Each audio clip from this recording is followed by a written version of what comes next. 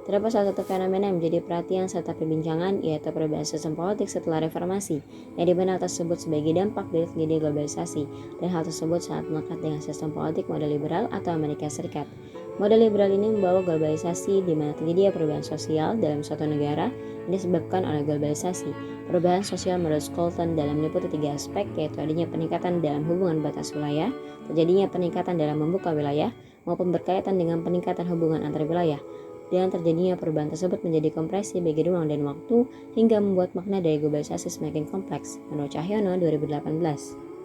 Perubahan-perubahan yang terjadi sebagai dampak dari globalisasi berpengaruh terhadap ekonomi dan budaya. Seperti pada ekonomi terjadi divergensi antara utara dan selatan, di mana utara sebagai perwakilan dari negara maju dan selatan menjadi negara dunia ketiga, sehingga hal tersebut menyebabkan dikotomi maju terbelakang.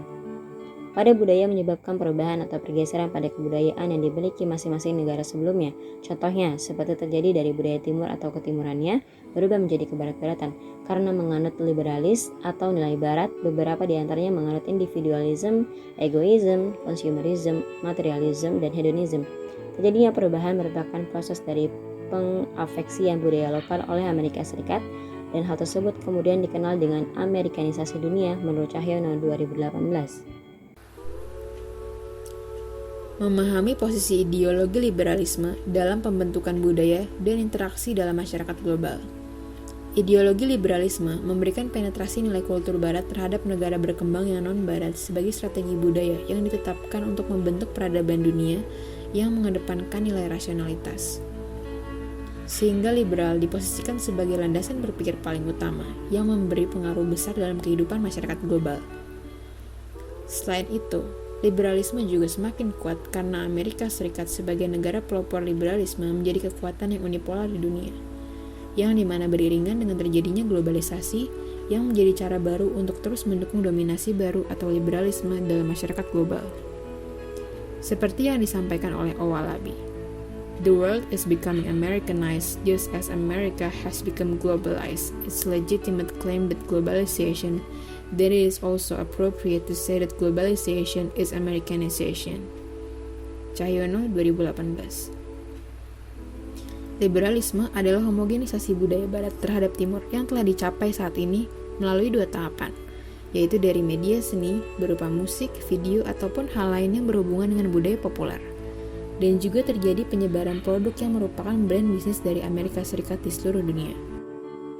Pengaruh atau kontribusi dari ideologi budaya. Pemikiran kaum liberal sangat erat hubungannya dengan konstitusional modern, di mana ia menganggap bahwa modernisasilah yang menjadi proses di mana menimbulkan adanya banyak kemajuan di berbagai bidang di kehidupan. Proses modernisasi ini memperluas ruang lingkup, seperti untuk kerjasama lintas negara atau batas internasional. Kemajuan sendiri merupakan kehidupan yang lebih baik untuk sebagian besar individu. Manusia memiliki akal pikiran dan rasionalitas. Ketika hal tersebut digunakan untuk menyelesaikan masalah-masalah yang terjadi pada lingkup internasional, dengan kerjasama akan tercipta adanya hubungan yang harmonis dalam hubungan internasional. Pengaruh ideologi liberalisme di bidang politik dalam masyarakat global. Selain Amerika, Uni Eropa menganut liberalisme di mana gerakan politiknya mendukung akan tradisi luas yaitu pada kebebasan individu. Pemerintah tetap bertanggung jawab secara demokratis namun tetap terbatas secara konstitusional. Menurut mereka, pemerintah itu bertindak untuk mengurusi hal dalam mengurangi kemiskinan dan masalah sosial yang ada, tanpa melalui perubahan radikal atas struktur masyarakat. Kaum liberal Eropa di kanan tengah secara umum mendukung adanya campur tangan pemerintah namun terbatas pada bidang ekonomi, dan mereka sebagian besar menganut liberalisme konservatif.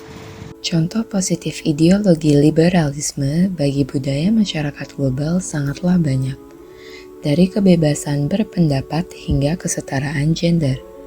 Namun, tidak menutup kemungkinan adanya sisi negatif dari ideologi tersebut.